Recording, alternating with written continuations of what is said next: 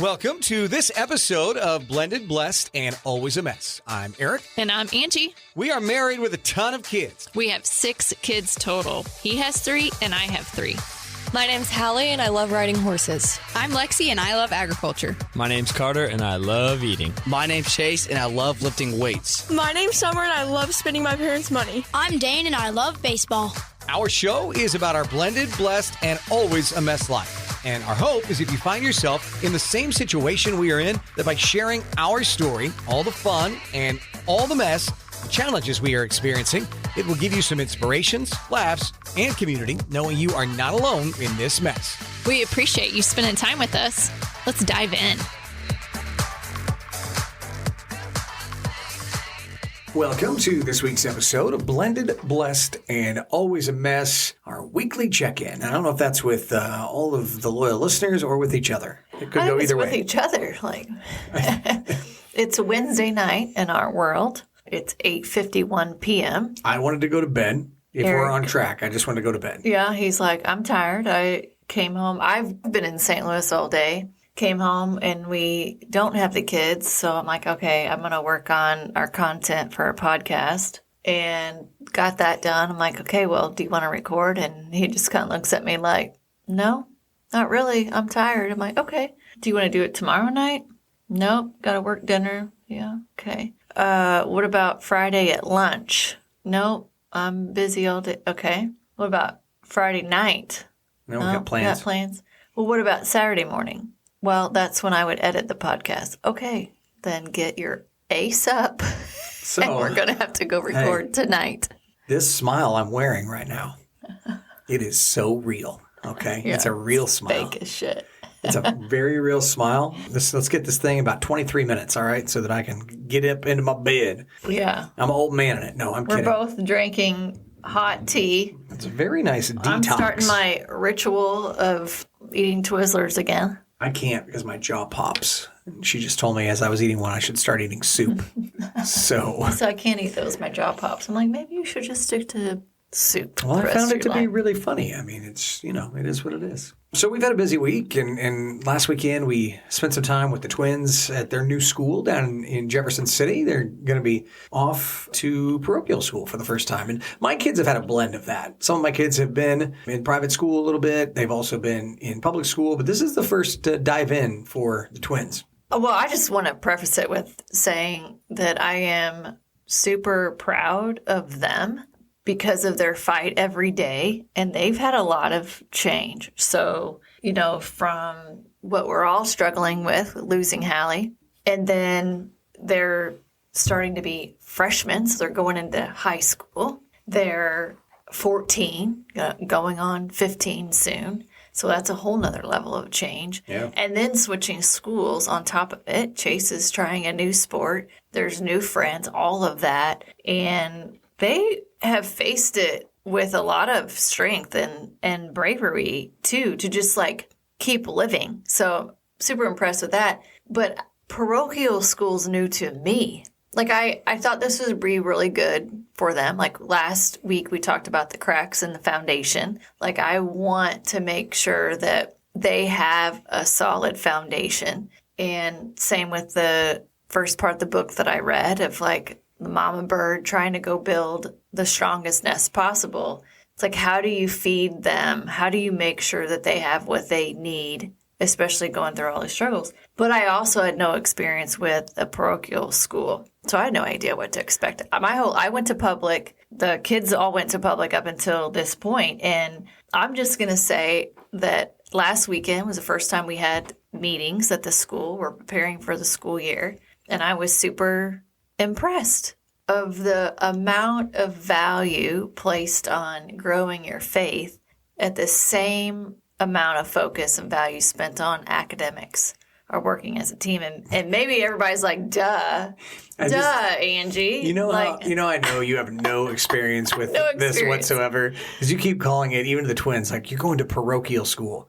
We're private school kids, honey. I was K through 12 private school. Okay, I'm so sorry. We never said parochial. Actually, it confused me. Be like, oh, you're the parochial school kid? I was like, But isn't there private schools? I'm private. I go to the private school. I go to the Catholic private school. Is what I growing up. But there's private schools that are not faith-based. Am I right? I'm sure that's true. That's why I say it. That's true. I'm not saying you're wrong. I'm just saying I've never said that. Okay. I've just Thank never you for said it. educating me on terminology. You are not. I mean, I am not.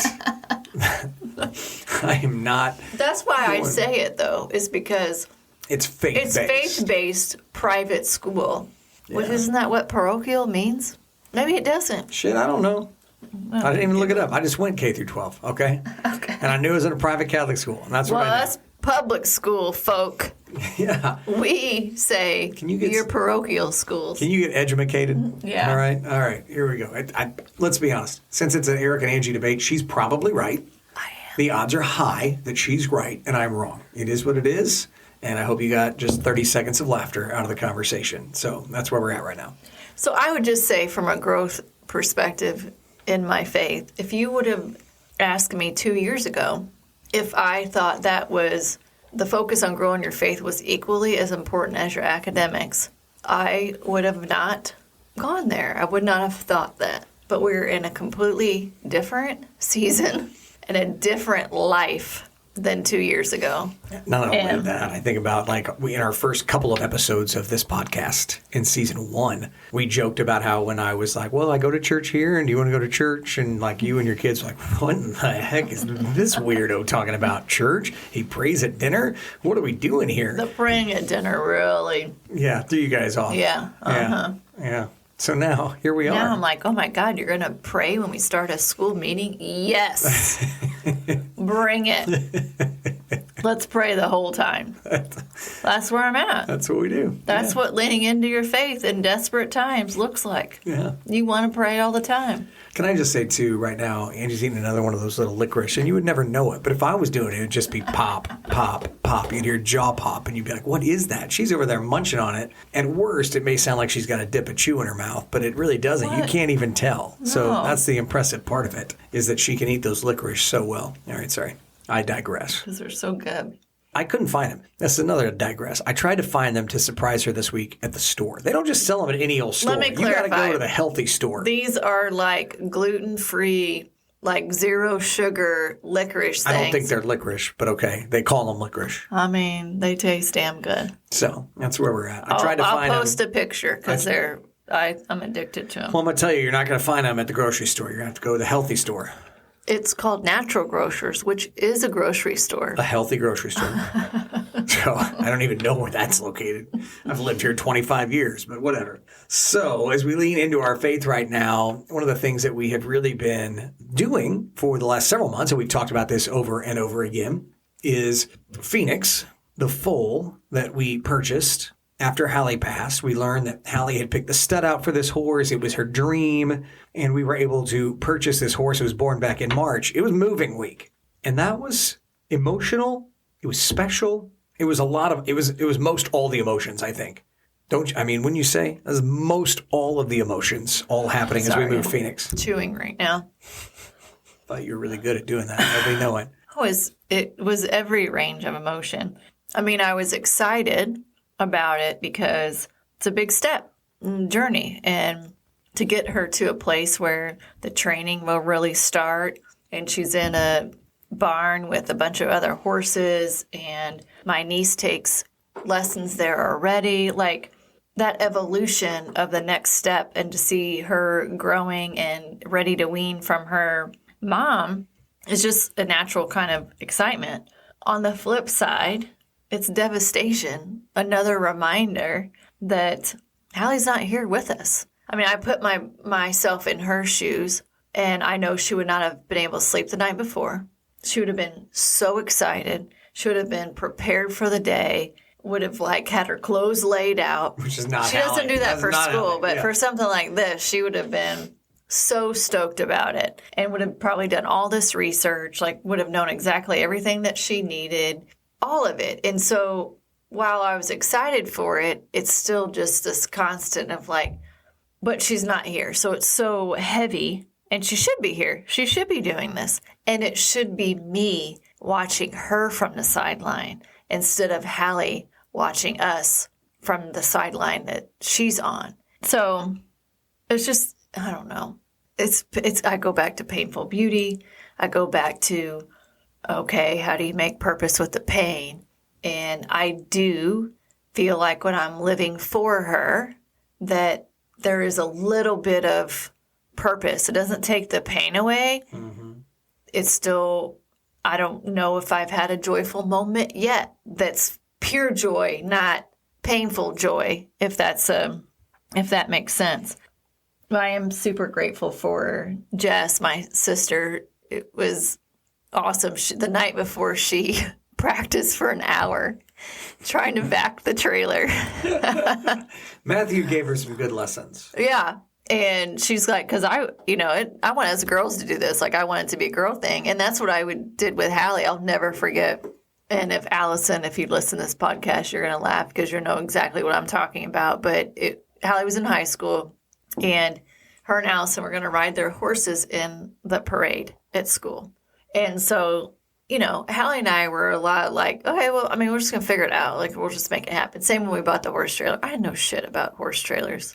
And Hallie really didn't either, but we did a little research, found a horse trailer, and her and I went and bought it. And I don't know how to back a trailer, but we'll figure it out. So she had just gotten her truck and this trailer, and she's like, okay, we're going to go pick up Allison's horse. So Hallie's horse was pretty easy to get in and out of the barn. So then we did that, and then we drove to Allison's barn. Well, it's not as easy. Like, you had to pull in and then try to back up, and you had just a very small space to turn around. But we also were on a time crunch because we went there that morning to get the horse to turn around and go to this parade. Yeah. So it's not like you had all evening to jack around with us. And we could not. I couldn't figure out the directions to give her to tell her how to turn the trailer. So what did they sound like? Oh, no, other way. Nope, turn the other way. No, the other way. I mean, that's how it was. And Hallie was getting so pissed at me. But we were both just all so frustrated because, like, oh, my God, this is such a tight space. How are we going to do it? And I bet it took us 45 minutes. And finally, we got it to a spot to where we could load the horse up and be able to pull out of it. But we were sweating. We were so stressed out. And I'll just never forget it. And that's why I told Jesse, I'm like, Jesse, that was the worst experience ever.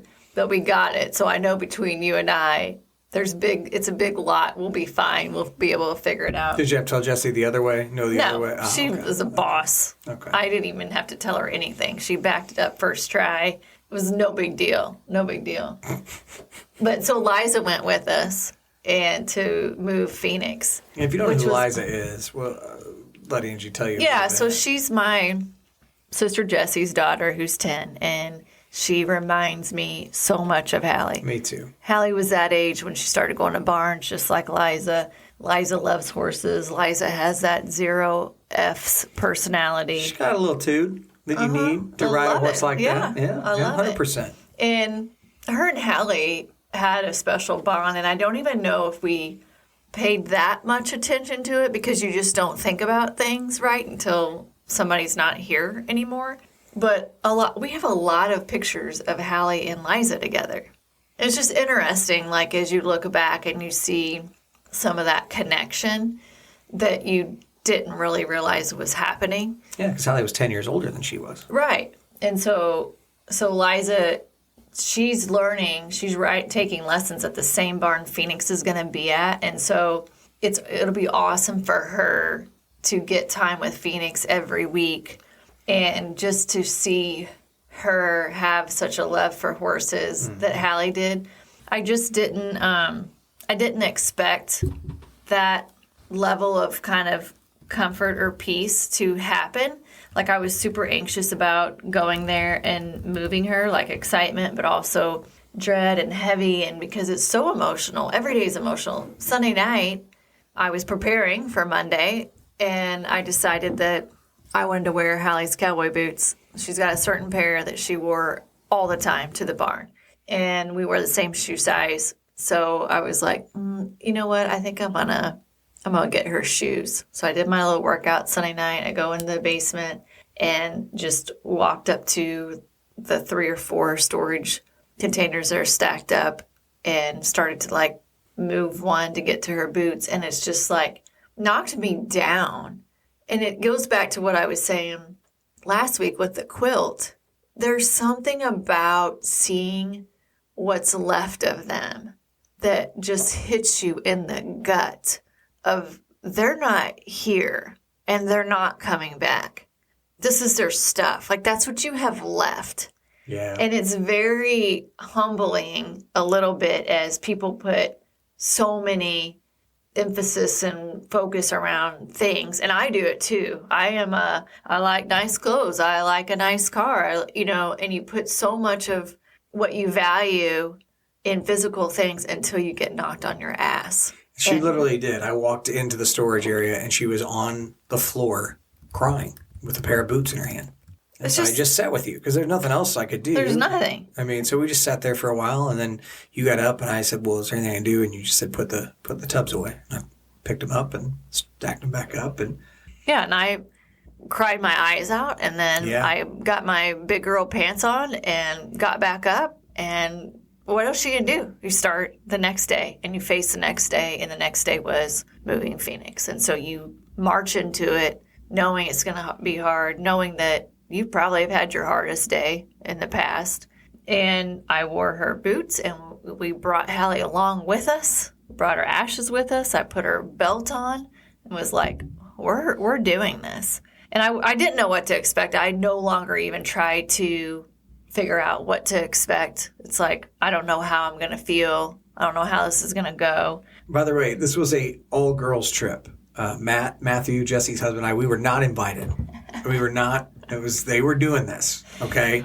This was a girl power event, and so we let them go. We let them do their thing. Why, thank you for that. Thank you for letting us go. Just setting the scene, honey. I'm just setting the scene. Just trying to make sure everyone understands what happened here. This is trying to make sure that you girls had that time to honor Hallie. But that's what I would say I didn't expect. I didn't expect to have a little bit of a healing power and finding the purpose with the pain to see Liza and to be able to then almost experience it from the sidelines like I did with Hallie and watch Liza connect and have that excitement. It was just, there was a little bit of peace that came over me. I would say just myself getting out there at the very end to pick you up and seeing how she was with not just Phoenix, other horses. I mean, it's clearly she has the same love for horses that Hallie did, which speaks to their relationship. And it makes you excited. You know, we don't find a lot to be excited about, but it made me excited to watch Liza ride and grow into the same kind of love for horses that Hallie had. And knowing that it'll be a foal that Hallie had picked out that she really gets to spend a lot of time with. Yeah, it's almost like it's Hallie's gift back to Liza and myself of like, Mom, I'm not there, but here's another girl that loves horses that you can connect with at a whole other level. Because the reality is Hallie would have had a foal, right, eventually at some point when she could get to a situation, a scenario where she was supported and could have had one. And I don't know, I wouldn't have been that involved with it. Yeah, because she would have been older. I loved watching her from the sidelines. I loved enabling her and seeing her experience it on her own with her own level of strength without me doing it for her. And I think that's the whole mama bird mentality that Hallie described me as when she was in high school. It's like, I don't want to do it for you, but I want to enable you and provide you the experience for you to know you can do it. You can do it on your own. And if you need me, I'm there. But I'm not going to hold your hand and drag you along.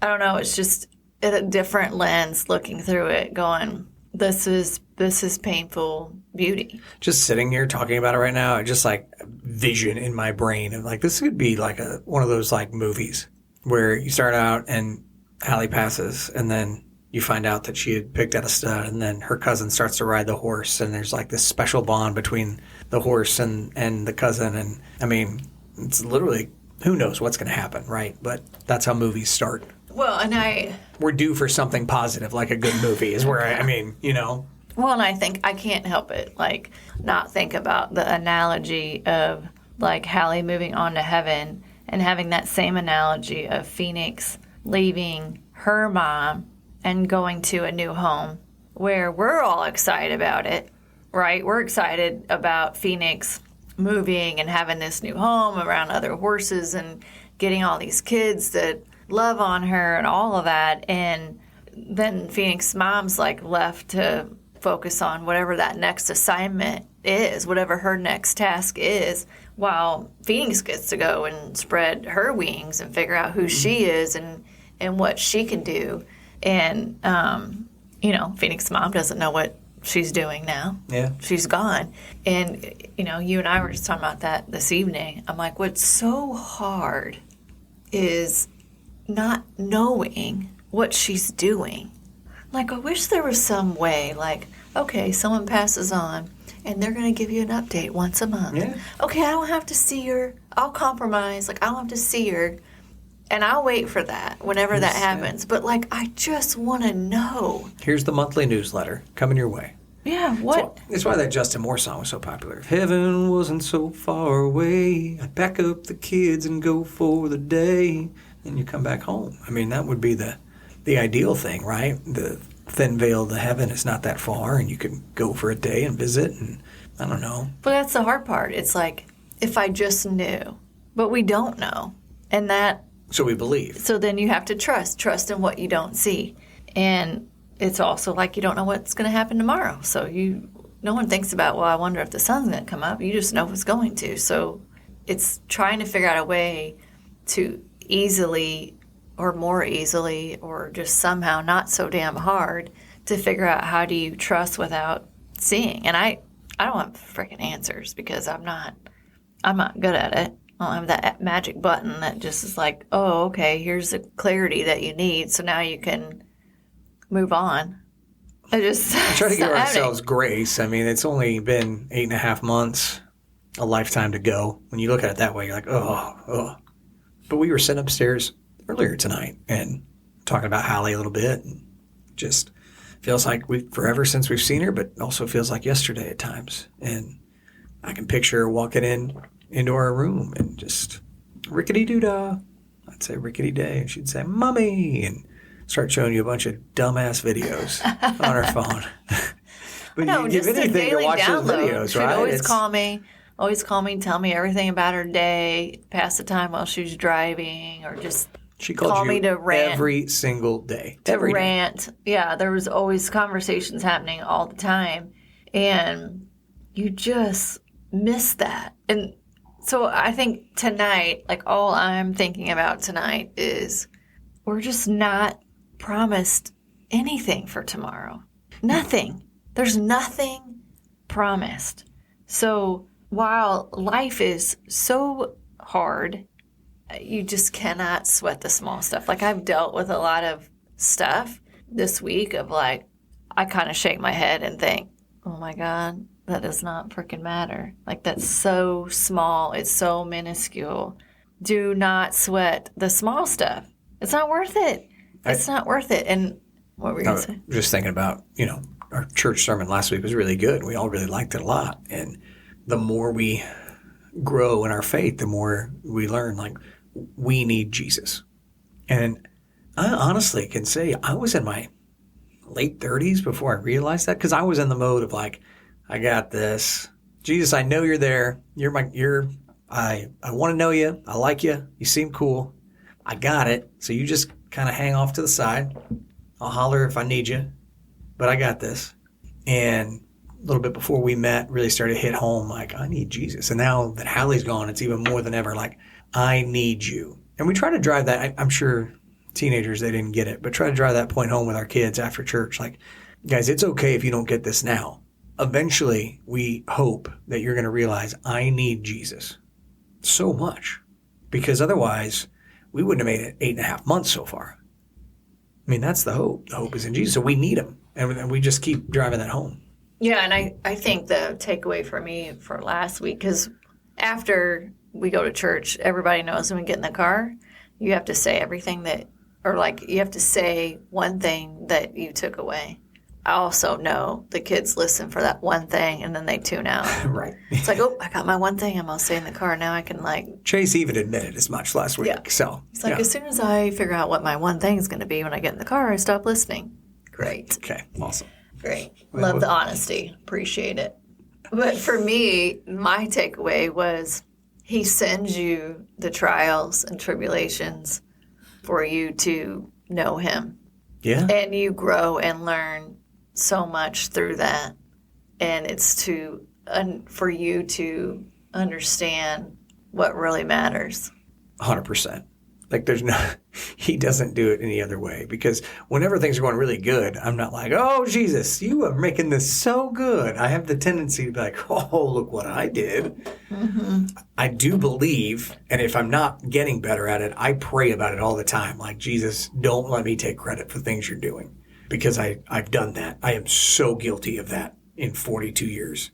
And it's definitely something I'm aware of, and I'm trying to pray about and be much better about, hey, look, I know that you're doing the good things in my life. And when you do, the other change I'm trying to make is when the bad things do happen, when you allow those, it's not a punishment.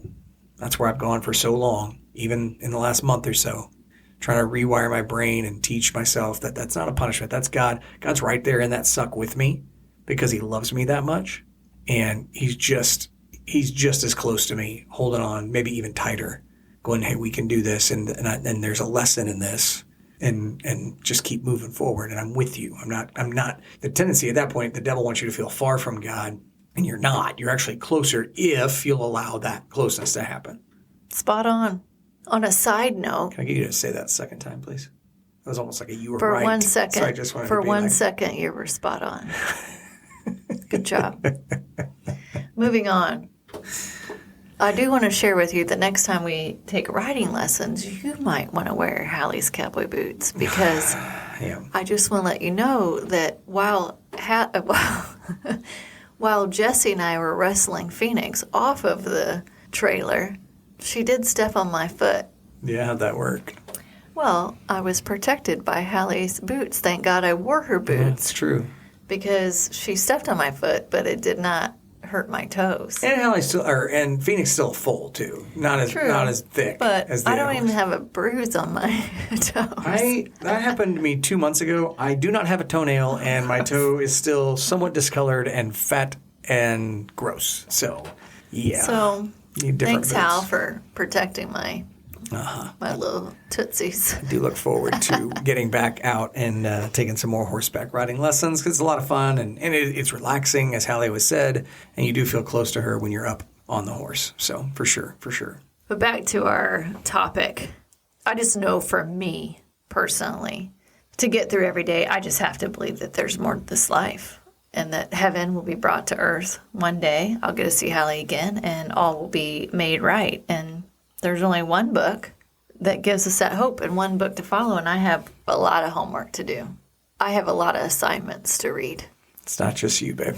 It's all of us. It's me, it's the kids, it's people listening. We've all got a lot of work to do. So it is a marathon, not a sprint, to make our way to heaven, is what I would say, to be with those that we love. We can't say thank you enough to all of you for reaching out, everything that you guys have done for us. You have no idea when you reach out and let us know that it's helping. It helps us get through the week sometimes. So we really do appreciate that. Hope that you have a wonderful week. Thank you for listening as always, and God bless. Thank you for listening to Blended, Blessed, and Always a Mess. Follow us on Facebook, Instagram, and at blendedblessedalwaysamess.com. Reach out to us on any of our social channels. We would love to hear from you.